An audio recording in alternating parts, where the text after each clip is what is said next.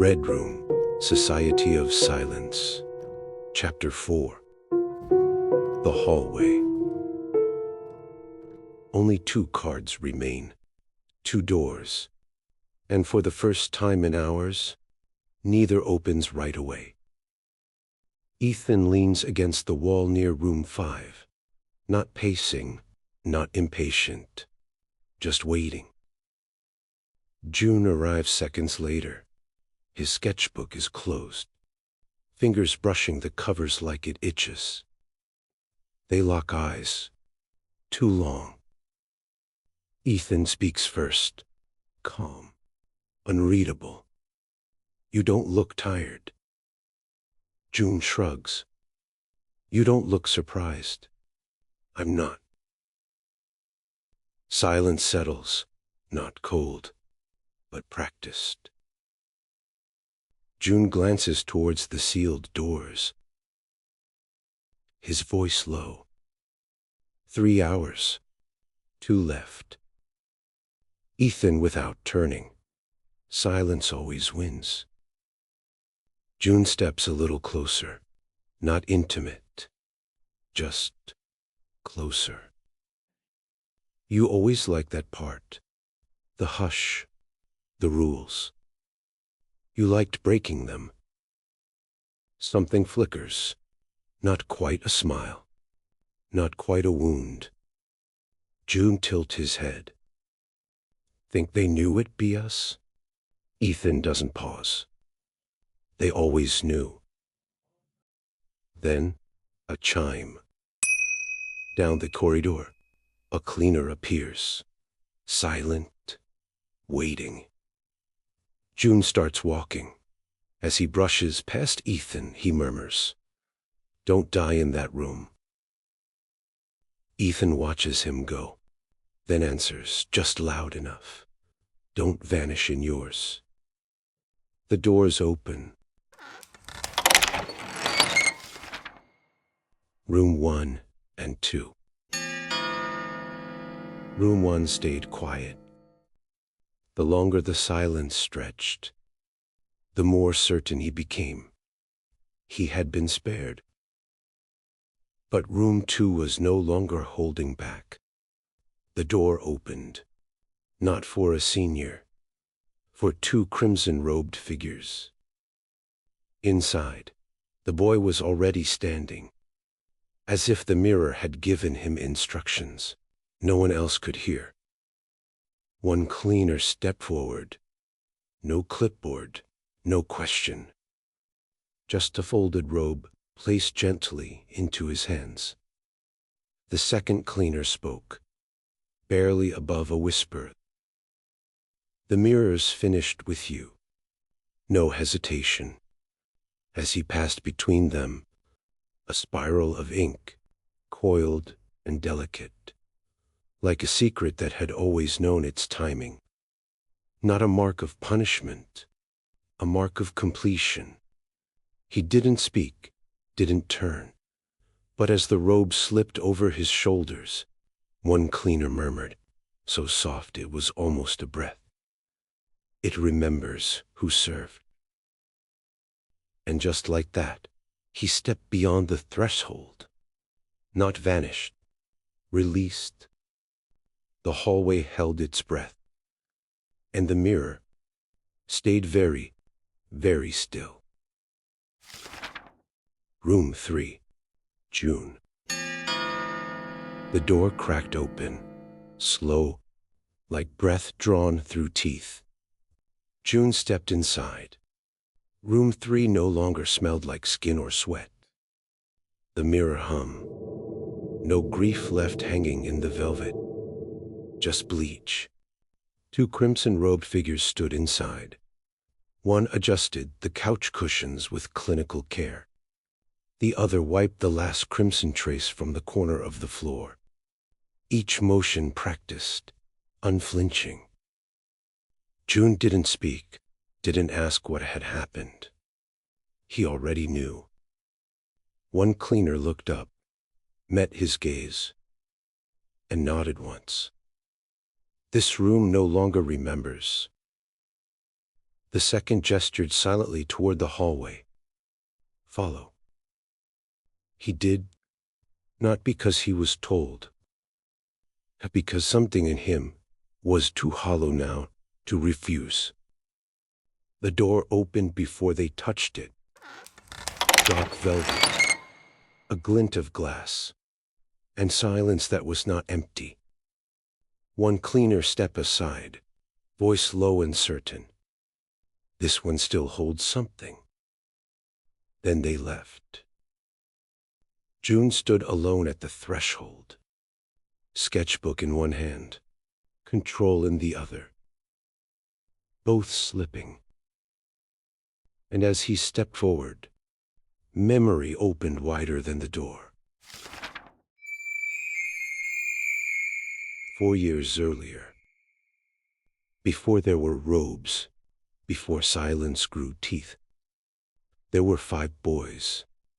White tank tops, red shorts, too much curiosity. The room was smaller back then, or maybe they were just younger. The same velvet, the same mirror, but less knowing. They stood in a loose circle. June, Ethan, Min, Leo, and Yuki, each pretending this was just some test. Leo laughed nervously, the sound a little too loud. Yuki chimed in, voice flat. Secret society, maybe. I heard the student council president did this first. Ethan frowned. He was already analyzing. Yeah. Then where's the hazing? No beer cans, no screaming. Just velvet. Min spoke quietly, eyes flicking toward the mirror.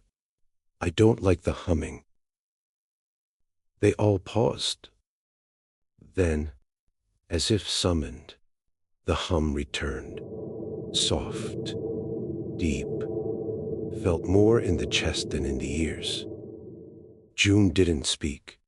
He just stared at the mirror, like he already suspected the truth. Like part of him already knew what he became.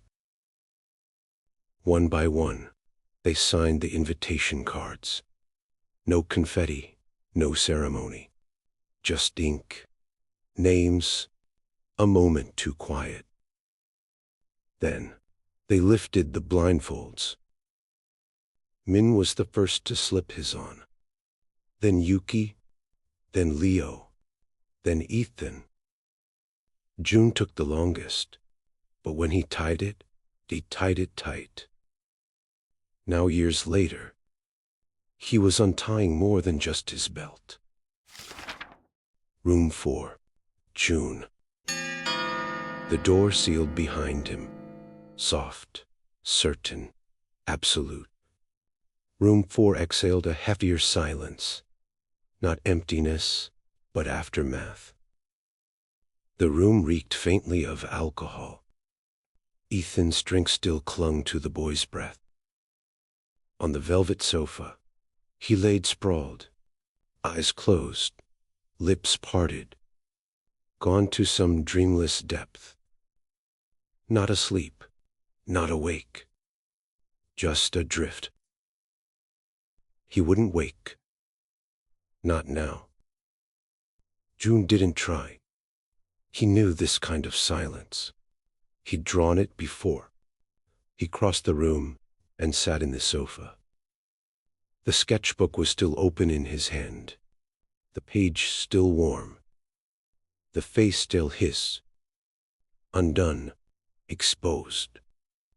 He stared at the vision of himself, captured by someone else's. His hand traced the page. His belt loosens. Instinct, not performance. One hand on paper, the other slipping lower. Just the quiet catching up to him. Then he stops, because the mirror shimmers. No hum, no glow, just awareness. And in that silence he whispers, not to the boy, to himself. I didn't think I could still be drawn. The cleaners in the hallway. Two crimson row figures glide past room 4. The other leans in, voice low. They all been touched now. The younger glances back. No retouch needed.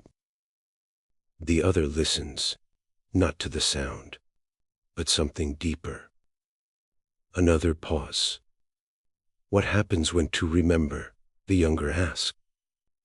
They'll make space for only one to walk out, the other replies. They move on, toward the last door. Quiet door. Room 5. Ethan. The door shuts behind him. Soft, final. Ethan steps into the velvet-drenched quiet. The boy is there, exactly as he was 2 hours ago. Blindfolded and still, but not afraid. There's no brace, no tension. Ethan watches longer than he means to, because this boy, he didn't resist, didn't obey, didn't flinch or fold or perform. He just existed, like the room itself. Ethan kneels, not because he must, because he doesn't know how else to begin. Then contact. Gentle, steady, human.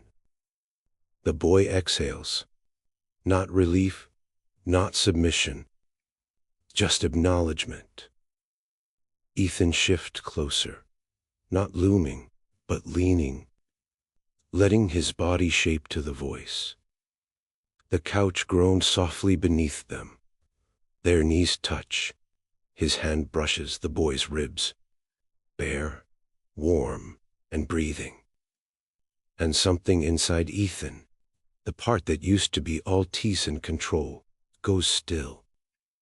No whispers, no orders, no games.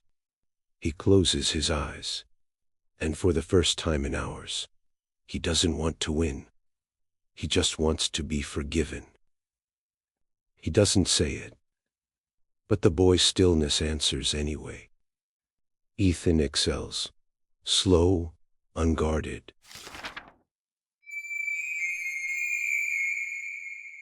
Four years earlier.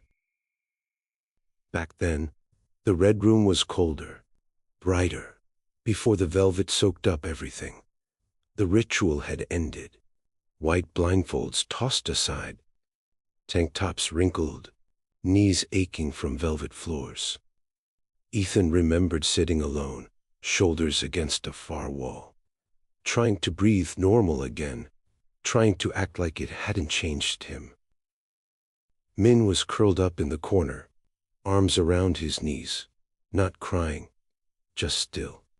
Leo and Yuki were silent too, staring at their hands like the answers were supposed to be written there. But it was June. Ethan watched. Ethan hated him for that calm. Or maybe envied it. He reached out, just a brush of fingers against June's arm. Nothing dramatic, nothing staged, just real. June looked down at the touch, then up, smiled. And in that second, Ethan understood something he couldn't admit back then. That June hadn't been calm. He'd been holding it in. And Ethan had wanted to be one to break him. Not violently, not cruelly, just deeply. Back then he didn't have the words, didn't have the mirror to show him, didn't have the boy in this room now, teaching him what Kanzen actually feels like. Now, he exhales again, still rustling against the boy's shoulder, still unspeaking, but different. Because the past was gone. It was waiting. And tonight, it was finally catching up. The corridor. June steps out of room 4. The sketchbook clutched tight to his chest. Closed this time, His hands shake, just slightly. Down the corridor, Ethan exits room 5. He doesn't look shaken, but he's not steady either. He walks slower than usual, like the room left something inside him he's still trying to name. They lock eyes across the hallway. Not close, not far. June speaks first, dry, quiet. "You still leave the glass half full." Ethan stops, the faintest twitch of a smile. "You used to finish it for me." Their gazes hold. No footsteps, no movement. Just breath, shallow and deliberate. June lowers his eyes first, then glances at the mirror. "You think it's choosing?" Ethan follows his gaze. It already did. A pause. Then June's voice softer now. "4 years ago. You think it saw us?" Ethan doesn't blink. It never stopped. Their hands don't reach. Their feet don't step forward. But the space between them, it's charged. Waiting. And somewhere behind the velvet, the mirror listens. 2 seniors remain. One ritual ends, but the mirror doesn't rest. It watched them 4 years ago, when they didn't know what the Red Room was. It watched them break, touch, vanish. And now, it watches what's left. 1 hour remains, and the mirror is still waiting. If something about this stayed with you, tap like, leave a comment. Tell us what the room whispered to you. And if you're still watching, you're already inside. Subscribe, because next time, the Red Room chooses its final no. 5 doors, And the track you're hearing now, 5 steps, The Red Room Knows, is out now on all streaming platforms. If you're listening on YouTube, I'll leave the song link in the description below. Until then, don't look away. The mirror hates 4 that. doors, 4 steps, the red